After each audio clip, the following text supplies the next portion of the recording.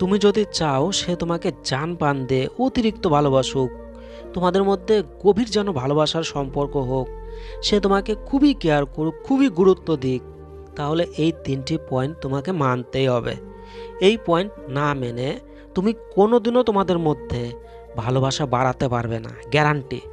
তোমার লাভার্স কখনোই তোমাকে মন থেকে ভালোবাসবে না। তুমি যাই করো, যেটাই করো, সে কখনোই হৃদয় থেকে তোমাকে ভালোবাসতে পারবে না। তাই এই পয়েন্টগুলো তোমাকে মানতেই হবে।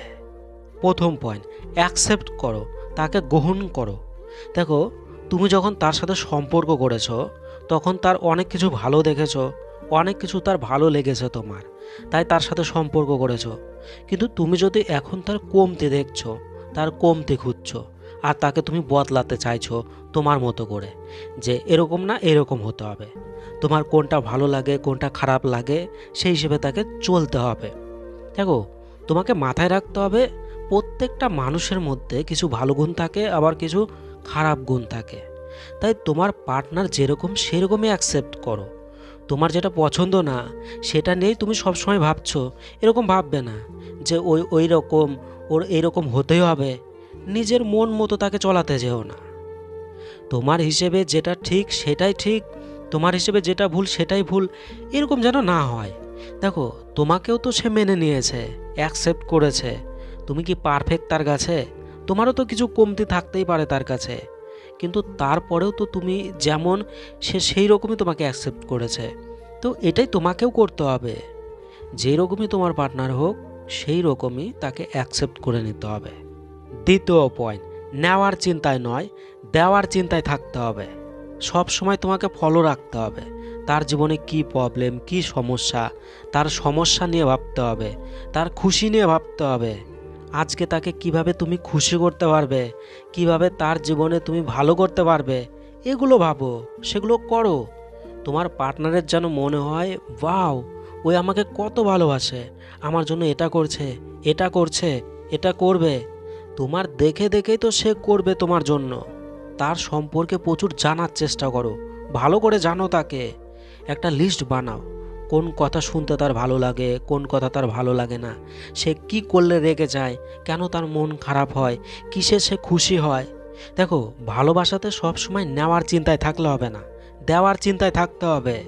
কিন্তু তুমি যদি সবসময় মন খারাপ করো, যদি সবসময় রেগে থাকো এইটা ভেবে যে সে আমাকে ভালোবাসে না, সে আমাকে সময় দেয় না, আমার জন্য এটা করে না ওটা করে না, শুধু তুমি নিজেরটা দেখছো, তুমি কি পাচ্ছ না, তুমি কি চাইছো, এইভাবে কেমন করে ভালোবাসা বাড়বে?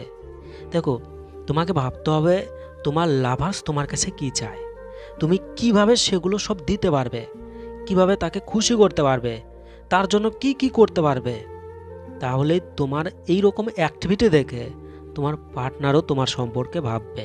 সে তখন শুধু নিজের সম্পর্কে ভাববে না যে আমার পার্টনার আমার জন্য কি করছে কি করছে না, এগুলো সে ভাববে না।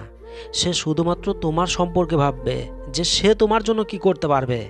তৃতীয় পয়েন্ট, ট্রাস্ট ফিলিংস, বিশ্বাস অনুভূতি। তার মধ্যে সব সময় বিশ্বাস ফিলিংস জাগাও। তার জন্য মনে হয় তুমি তাকে খুবই বিশ্বাস করো, কিন্তু তুমি যদি তাকে সন্দেহ করো যে হয়তো ওই আমাকে মিথ্যা বলছে, হয়তো ওই আমাকে ঠকাচ্ছে, হয়তো ওই এই রকম, হয়তো ওই ওই রকম, বিভিন্নভাবে তার উপর সন্দেহ, সম্পূর্ণভাবে তাকে বিশ্বাস করতে পারছো না, তাহলে মন খুলে তার সাথে কিভাবে মিশবে, কিভাবে ভালোবাসা করবে? সন্দেহ নিয়ে সেও ভালোবাসতে পারবে না, তুমিও পারবে না। দেখো, সে যদি তোমাকে ঠকায় তো ঠকাক, তো কি হয়েছে? তোমার কথায় কি সে ঠকানো বাদ দেবে? তোমার কথা শুনে কি সে তোমাকে ঠকানো বাদ দেবে? দেবে না।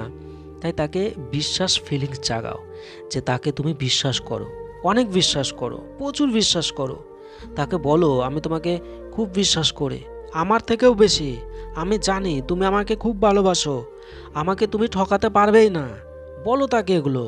দেখো, সন্দেহ করে তুমি কিছুই করতে পারবে না, শুধু তোমার সম্পর্ক খারাপ হবে, তোমাদের মধ্যে ভালোবাসা থাকবে না। তাই সন্দেহ বাদ দিয়ে তাকে বিশ্বাস করো। এই প্রত্যেকটা পয়েন্ট যদি তুমি সঠিকভাবে মানো, তাহলে তোমাদের ভালোবাসা খুব তাড়াতাড়ি ম্যাচিউর হবে, একটা প্রাপ্ত ভালোবাসায় পরিণত হবে, তোমাদের মধ্যে ভালোবাসা অতিরিক্ত বেড়ে যাবে। তো কাজে লাগাও ভিডিওটা। কিছু বলার থাকলে কমেন্টে জানাও। অনেক ভালোবাসা রইল। বাই।